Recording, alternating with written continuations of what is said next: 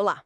Hoje a gente vai analisar um conjunto de fontes bem interessante sobre um evento que, bom, muda tudo. A ressurreição de Jesus Cristo. O material apresenta isso como a base da esperança. Exato. Explora como esse fato não é só histórico, mas, assim, o que transformou o medo deles em coragem. Isso mesmo. E as fontes são bem enfáticas, né? Dizem que sem a ressurreição, a fé cristã meio que perde o chão. O apóstolo Paulo é citado falando bem direto: se Cristo não ressuscitou, é vã a nossa pregação, e também é vã a vossa fé. Nossa, forte isso. Muito. Então, o que a gente busca entender aqui, com base nesses textos, é por que esse evento tem essa centralidade toda. Ok, vamos lá então. O ponto de partida que os relatos descrevem é ahn, de isolação total, né? Sim, total. Os discípulos estão lá, escondidos, portas trancadas, com medo dos judeus, como diz em João. É medo, frustração, desesperança, né? A morte na cruz pareceu o fim de tudo para eles. Dado. As aparições. É. E elas detalham, assim, uma série de encontros. Pelo menos 10, ao longo de 40 dias. 10 encontros? Em 40 dias. Isso, para pessoas diferentes, grupos diferentes. Maria Madalena, Pedro sozinho, os discípulos no caminho de Amaús, os apóstolos reunidos e até um grupo enorme, mais de 500 pessoas de uma vez. 500 pessoas? Uau! É impressionante. E o interessante é a ênfase que dão na quantidade de testemunhas e no que Atos chama de muitas infalíveis provas. Provas infalíveis. Essa expressão chama a atenção. O que seria infalível nesse contexto, segundo as fontes? Só o número de gente que viu. Olha, parece que vai além do número. Infalíveis sugere a natureza dessas aparições, sabe? Eram repetidas, eram físicas, com interação. Físicas como? Bom, Jesus teria comido com eles, deixado ser tocado. O objetivo era claro: mostrar que não era uma visão, um espírito, algo assim. A tangibilidade era crucial ali. Essa questão do toque e da tangibilidade. Me lembro da passagem de Tomé, né? Jesus fala: põe aqui o teu dedo, chega a tua mão. Não sejas incrédulo, mas crente. Exato. E uma das fontes até ressalta que João descreve um corpo humano verdadeiro, embora glorificado. Por que essa insistência toda no corpo físico, segundo os textos? Esse é um ponto central.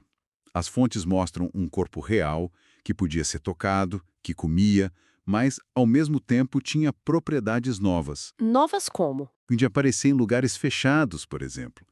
Essa dualidade, né, segundo a interpretação dos materiais, reforça a ideia de uma ressurreição física mesmo, não só espiritual. Entendi. E tem mais, essa ressurreição física de Cristo é apresentada como o modelo, a garantia da nossa ressurreição futura, com o corpo também transformado, glorificado. É o que Paulo fala em Filipenses. Ah, diferente de Lázaro, por exemplo, que reviveu, mas morreu de novo depois. Exatamente. Esse corpo ressurreto é descrito como imperecível. Não morre mais. Faz sentido. E aí, essa constatação física, esse encontro com o Cristo vivo, é o que causa a grande virada nos discípulos, certo? É a chave da transformação. Aquele medo todo que a gente falou, ele dá lugar a quê? As fontes falam da saudação de Jesus, paz seja convosco. Que paz é essa? Só ausência de confusão? Então, um dos comentários que a gente viu sugere que não é uma paz passiva, sabe? É uma paz conquistada, fruto da vitória de Cristo sobre a morte e sobre o pecado. Uma paz ativa, então. Isso. E essa paz, segundo João, ela transborda em alegria. Os discípulos se alegraram vendo o Senhor. A tristeza vai embora, a dúvida também. O caso de Tomé é o melhor exemplo disso, né? Sem dúvida. Ele era o cético. Se eu não vir, de jeito nenhum vou crer. Mas aí ele vê, ele toca e faz aquela declaração fortíssima: Senhor meu e Deus meu. A dúvida vira certeza. Então, o que as fontes mostram é uma mudança, nossa, radical, quase que da noite para o dia, de gente escondida com medo para testemunhas corajosas dispostas a sofrer, a morrer por aquilo que viram. Exato. Esse salto é gigantesco. As fontes atribuem essa transformação toda, tão profunda, só ao fato de terem visto Jesus ressuscitado. Basicamente, sim, a convicção de que o mestre deles não estava morto, mas vivo, vitorioso. Isso é apresentado como um motor de tudo. Não era só ver, era interagir, né? Isso.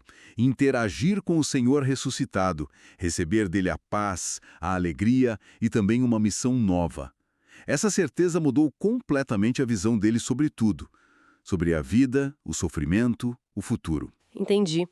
Então, o significado que as fontes trazem é que a ressurreição não é só um evento lá do passado. Ela se torna a base constante da esperança, da alegria, do propósito para a fé cristã. É a garantia do perdão, da presença de Deus e da vitória final sobre a morte. Perfeitamente. É descrita mesmo como o ápice da esperança cristã. É a notícia fundamental que impulsiona a fé e a vontade de contar isso para outros. É o que diferencia o cristianismo, né? O fundador, diferente de outros, não ficou no túmulo. A ausência do corpo. Exato. A ausência dos restos mortais é usada como uma evidência dessa ressurreição. Uau! Uma reviravolta completa mesmo. Do medo que tranca portas para uma esperança que abre para o mundo. Tudo por causa desse evento? O que nos leva talvez a uma reflexão interessante, que ecoa das fontes para os nossos dias, né? Qual seria? Bom, se o encontro com Jesus ressuscitado conseguiu desmontar o medo e a dúvida de forma tão radical naqueles primeiros seguidores, como será que essa mesma esperança pode ser, sei lá, redescoberta hoje diante das nossas inseguranças, dos nossos medos atuais? Fica aí para pensar.